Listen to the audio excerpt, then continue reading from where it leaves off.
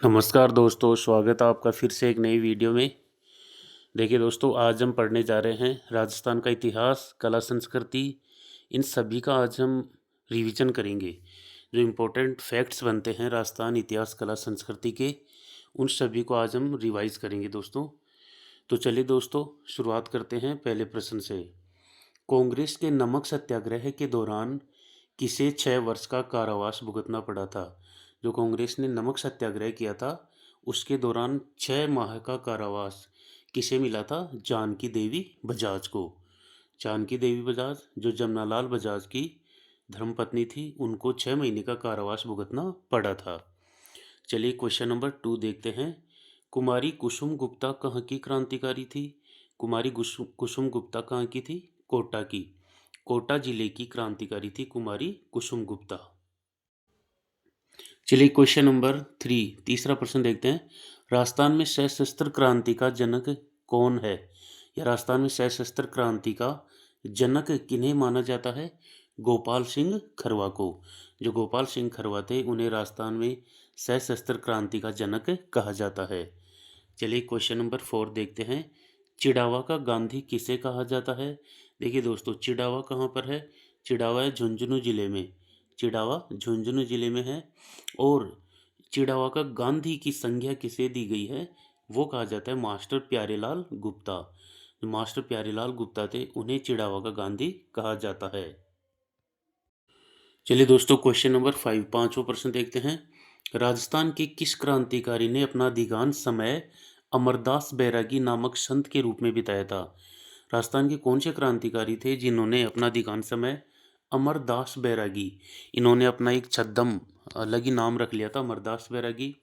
फिर इसी नाम से उन्होंने अपने आप को अंग्रेजों से बचाने के लिए ये नाम धारण किया था। तो वो कौन से क्रांतिकारी थे? वो थे दोस्तों जोरावर सिंह बारठ। जोरावर सिंह बारठ ने अपना अधिकांश समय अमरदास बैरागी नामक संत के रूप में बिताया था। चलिए दोस्तों, क्वेश्चन नंबर 6 देखते हैं। भीलों का प्रथम समाज सुधारक किसे माना जाता है? जो भील जनजाति है, इनका प्रथम समाज सुधारक किन्हें माना जाता है? सुरजी भगत को। सुरजी भगत को भीलों का प्रथम समाज सुधारक माना जाता है। क्वेश्चन नंबर 7 देखते हैं। किस स्थल से जाख बाबा प्रतिमा प्राप्त हुई है? किस स्थल से, कौन सा स्थल है जहाँ से जाख बाबा की प्रतिमा प्राप्त हुई है? वो सभ्यता स्थल है दोस्तों नोहे, भरतपुर जिले में। नोहे कहाँ पर है? भरतपुर में है। और वहाँ से जाख बाबा की प्रतिमा प्राप्त हुई है। चलिए दोस्तों, क्वेश्चन नंबर 8 देखते हैं। चंद्रबरदाई ने राजपूत राजवंशों की कितनी सूचियाँ दी थी? जो चंद्रबरदाई थे, कवि थे, इन्होंने राजपूत राजवंशों की कितनी सूचियाँ दी थी? वो दी थी दोस्तों 36 सूचियाँ बताई थी चंद्रबरदाई ने राजपूत राजवंशों की। और एक चीज़ और याद रखनी है दोस्तों, जो मेवाड़ का गुहिल वंश था, इसकी कितनी शाखाएं थी? 24 शाखाएं। यह भी याद रखना है कि मेवाड़ के गुहिल वंश की कुल कितनी शाखाएं थी? 24 शाखाएं।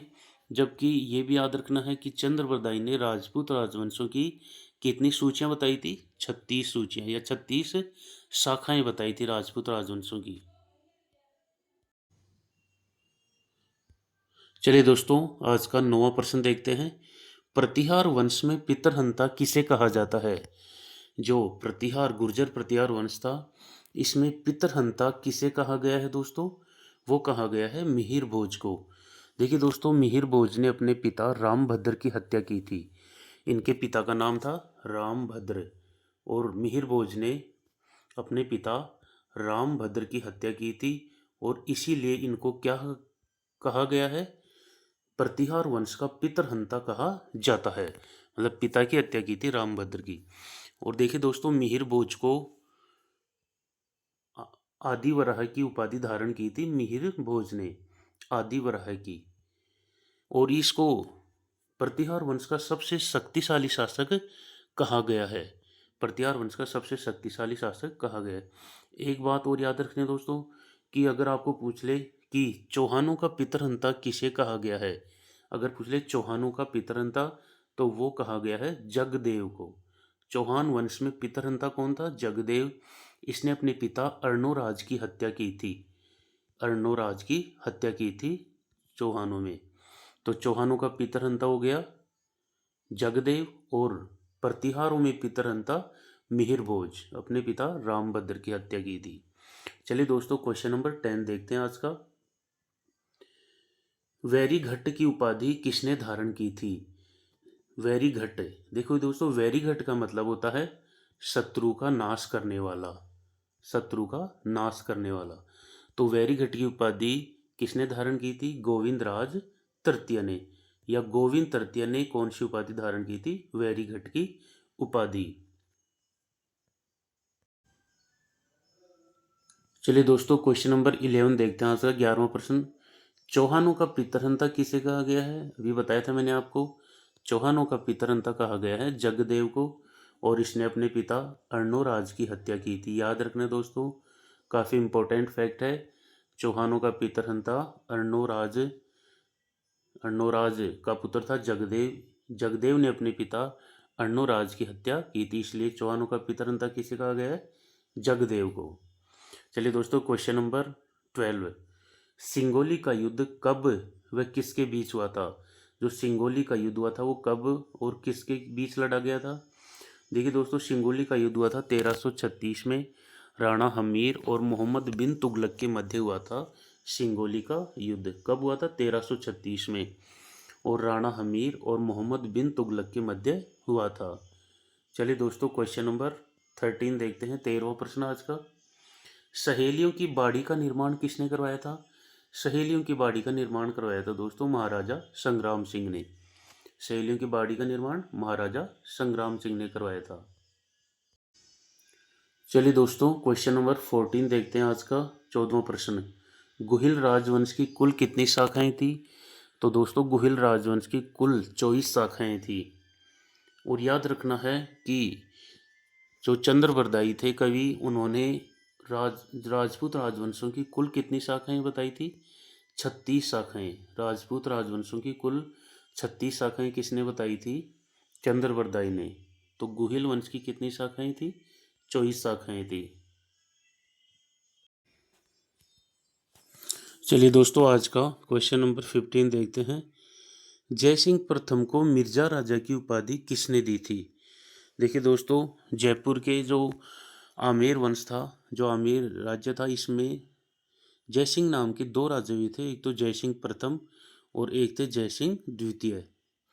जो जयसिंह प्रथम की उपाधि मिलती है वो तो मिलती है मिर्जा राजा, मिर्जा राजा की उपाधि। और जयसिंह द्वितीय थे, उनकी उपाधि मिलती है सवाई की उपाधि। जयसिंह द्वितीय को कौन सी उपाधि मिली थी? सवाई की। अब याद ये रखना आपको कि जयसिंह प्रथम थे, उनको मिर्जा राजा की उपाधि किसने दी थी दोस्तों? शाहजहां ने। शाहजहां ने मिर्जा राजा की उपाधि दी थी। जबकि अगर आपको पूछ ले कि जयसिंह द्वितीय को सवाई की उपाधि किसने दी थी, तो वो दी थी दोस्तों औरंगजेब ने। जयसिंह द्वितीय को सवाई की उपाधि किसने दी थी? औरंगजेब ने। काफ़ी इंपॉर्टेंट फैक्ट है, याद रखना दोस्तों। चलिए क्वेश्चन नंबर 16 देखते हैं आज का। अकबर ने सवाई की उपाधि किसे दी थी? जो अकबर था उसने सवाई की उपाधि कौन से शासक को दी थी? तो मारवाड़ के राजा थे, राजा सूर सिंह। उनको सवाई की उपाधि दी थी किसने? अकबर ने दी थी। याद रखना दोस्तों, अकबर ने सवाई की उपाधि किसे दी थी? राजा सूर सिंह को। चलिए दोस्तों, क्वेश्चन नंबर 17 17वां प्रश्न देखते हैं आज का। जहांगीर ने दलथंबन की उपाधि किसे दी थी? जो जहांगीर था उसने दलथंबन की उपाधि किसे दी थी? महाराजा गज सिंह को। महाराजा गज सिंह को कौन सी उपाधि दी थी जहांगीर ने? याद रखना है, दलथंबन की उपाधि दी थी महाराजा गज सिंह को। किसने दी थी? जहांगीर ने। चलिए दोस्तों, आज का प्रश्न 18वां देखते हैं। राजस्थान के किस शासक ने द्वितीय गोलमेज सम्मेलन में भाग लिया था? राजस्थान के किस शासक ने कौन से सम्मेलन में? द्वितीय गोलमेज जो सम्मेलन हुआ था, कहाँ हुआ था? लंदन में। वहाँ भाग किसने लिया था? तो वो थे महाराजा गंगा सिंह, बीकानेर के महाराजा थे गंगा सिंह। उन्होंने द्वितीय गोलमेज सम्मेलन में पार्टिसिपेट किया था। चलिए दोस्तों, क्वेश्चन नंबर 19 देखते हैं। शेखावटी के पंचपाणे किन्हें कहा जाता था? जो शेखावटी के पंचपाणी की संज्ञा दी गई थी वो कौन से 5 क्षेत्रों को कहा जाता था? तो वो थी दोस्तों बिसाऊ, डूंडलोद, मंडावा, मलसीसर और नवलगढ़। पहला है बिसाऊ, दूसरा डूंडलोद है, तीसरा है मंडावा, चौथा मलसीसर और पांचवा नवलगढ़। इनको क्या कहा जाता था? शेखावटी के पंचपाणे कहा जाता था। चलिए क्वेश्चन नंबर 20 देखते हैं आज का 20वां प्रश्न। बेणेश्वर मंदिर का निर्माण किसने करवाया था? देखिए दोस्तों बेणेश्वर मंदिर कहाँ पर है? डूंगरपुर में है बेणेश्वर मंदिर। इसका निर्माण किसने करवाया था दोस्तों? इसका निर्माण करवाया था महारावल आस्करण ने। महारावल आस्करण ने बेणेश्वर मंदिर का निर्माण करवाया था। तो बेणेश्वर मंदिर कब, ये जो मेला भरता है बेणेश्वर का वो कब भरता है? माघ पूर्णिमा को भरता है। और बेणेश्वर को क्या कहा जाता है राजस्थान में? आदिवासियों का कुंभ कहा जाता है दोस्तों, याद रखना है। जो बेणेश्वर का मेला भरता है उसे आदिवासियों का कुंभ भी कहा जाता है। चलिए दोस्तों क्वेश्चन नंबर 21 देखते हैं। कौन सा मेला बैलगाड़ी मेले के नाम से भी जाना जाता है? राजस्थान में कौन सा मेला है जिसे बैलगाड़ी मेले के नाम से भी जाना जाता है? तो वो है दोस्तों शीतला माता का मेला। कहाँ है शीतला माता का मेला, कहाँ पड़ता है? चाकसू जयपुर में शीतला माता का मेला पड़ता है और उसे क्या कहा जाता है? बैलगाड़ी मेले के नाम से भी जाना जाता है। चलिए दोस्तों क्वेश्चन नंबर 22 देखते हैं। राजपूत पेंटिंग पुस्तक किसने लिखी थी? जो राजपूत पेंटिंग पुस्तक थी वो किसने लिखी थी? आनंद कुमार स्वामी ने। और इसमें एक बात और ऐड करनी है दोस्तों आपको कि राजस्थानी जो चित्रकला थी उसका वैज्ञानिक जो विभाजन किया था सर्वप्रथम वो किसने किया था? आनंद कुमार स्वामी ने ही किया था। तो राजपूत पेंटिंग का रचयिता कौन है? आनंद कुमार स्वामी। चलिए दोस्तों क्वेश्चन नंबर 23 देखते हैं आज का। वालर नृत्य किस जनजाति से संबंधित है? जो वालर जो नृत्य किया जाता है वो कौन सी जनजाति के द्वारा किया जाता है दोस्तों? ग्रासिया जनजाति के द्वारा। कौन सा नृत्य? वालर नृत्य। ग्रासिया जनजाति के और भी काफ़ी नृत्य हैं, जैसे वालर के बाद आता है वालर, लूर, एक होता है कूद, एक होता है मांदल। ये सभी जो नृत्य हैं वो कौन सी जनजाति के हैं? वाल ग्रासियों के हैं, ग्रासी जनजाति के नृत्य हैं। तो वालर इनका एक इम्पोर्टेंट नृत्य माना जाता है ग्रासियों का। चलिए दोस्तों क्वेश्चन नंबर 24 24वां प्रश्न देखते हैं आज का। राजस्थान में सर्वाधिक गीत किस अवसर पर गाए जाते हैं? देखिए दोस्तों राजस्थान में जो सर्वाधिक गीत गाए जाते हैं वो कौन से मांगलिक अवसर पर गाए जाते हैं? वो गाए जाते हैं गणगौर पर। जब गणगौर का त्यौहार आता है उस समय राजस्थान में सबसे ज़्यादा गीत गाए जाते हैं, सर्वाधिक गीत गाए जाते हैं गणगौर पर। चलिए दोस्तों क्वेश्चन नंबर 25 आज का 25वां प्रश्न देखते हैं। बिछुड़ो कौन से क्षेत्र का लोकप्रिय गीत है? जो बिछुड़ो लोकगीत है वो कौन से क्षेत्र से संबंधित है? हाड़ौती से।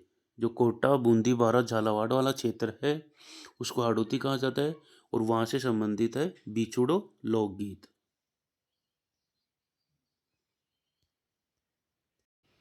चलिए दोस्तों क्वेश्चन नंबर 26 26वां प्रश्न देखते हैं आज का। ढोला मारू लोकगीत किस जिले का है? जो ढोला मारू लोकगीत है वो है दोस्तों सिरोही जिले का। ढोला मारू लोकगीत कहाँ का है? सिरोही जिले का है। क्वेश्चन नंबर 27 देखते हैं। लोक देवियों में सबसे लंबा जो गीत है वो किसका है?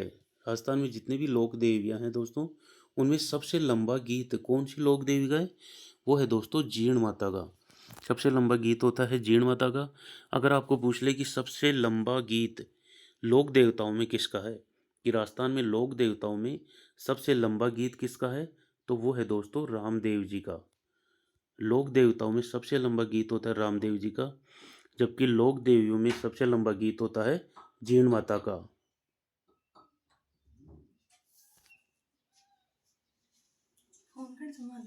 चार्ज लगा के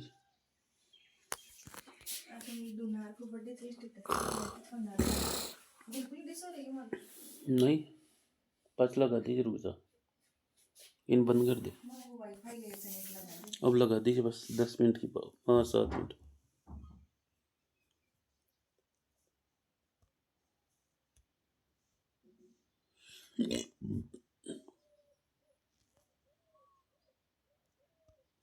चलिए दोस्तों क्वेश्चन नंबर 28 देखते हैं। बाबूजी की फट गाते समय किस वाद्य यंत्र का प्रयोग किया जाता है? तो क्वेश्चन नंबर 28 पूछ रहा है कि बाबूजी की फट गाते समय किस वाद्य यंत्र का प्रयोग किया जाता है? तो वो किया जाता है दोस्तों रावण हत्था का। बाबूजी की फट गाते समय कौन सा वाद्य यंत्र का प्रयोग किया जाता है?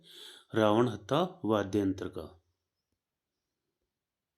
चलिए दोस्तों क्वेश्चन नंबर 29 29वां प्रश्न देखते हैं आज का।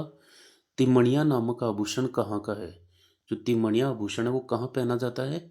वो पहना जाता है गले में, तिमणिया आभूषण। और कुछ आभूषण इंपॉर्टेंट है।